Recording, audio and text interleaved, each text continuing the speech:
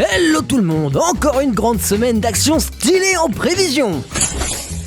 Et aussi d'énormes fails. Pour rappel, 9gag est une sorte de réseau social où les gens postent les trucs les plus drôles qu'ils ont trouvés sur internet. Et moi j'en fais une compilation toutes les semaines. Le printemps arrive, et avec les barbecues. Snags, mate. Nothing better than down a beer and a snag.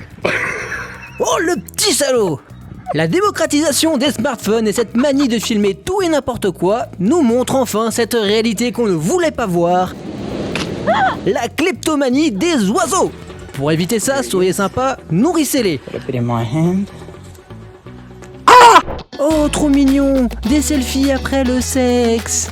Nope. Oh, non.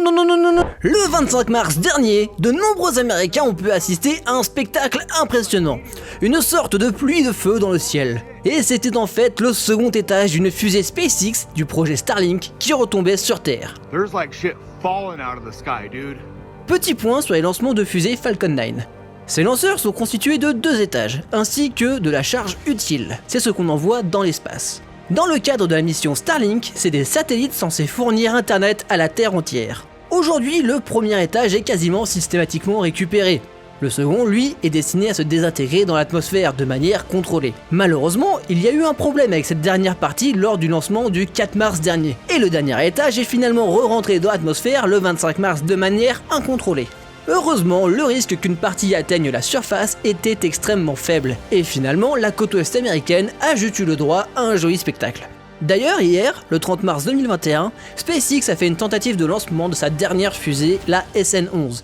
Et ça a été un échec cuisant. On peut voir ici la pluie de débris dans le brouillard. Mais SpaceX est un habitué des essais ratés, et aujourd'hui, ils sont le transporteur officiel de la NASA. Tout ça pour dire que ça ne va sûrement pas les arrêter. D'ailleurs, Elon Musk s'est resté positif. Il a tweeté ça. Au moins, le cratère est au bon endroit.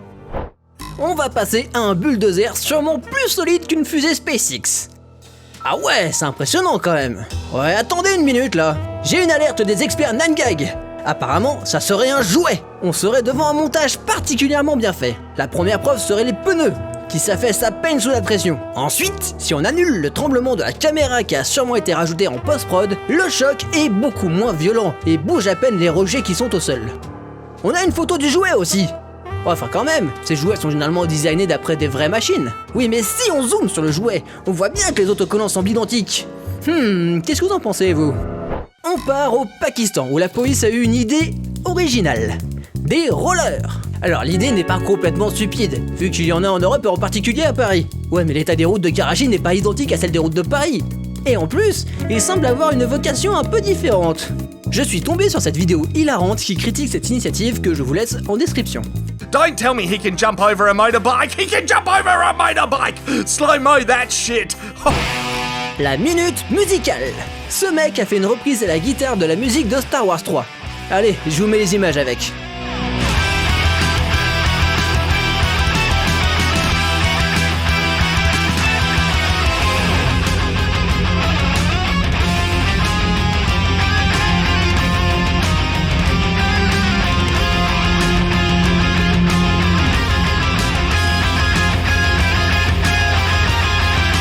Vous vous souvenez du Patator? Et bah eux, ils sont allés encore plus loin. Allez, je vous laisse là-dessus. Je vous souhaite une bonne semaine, des bises, tchuss.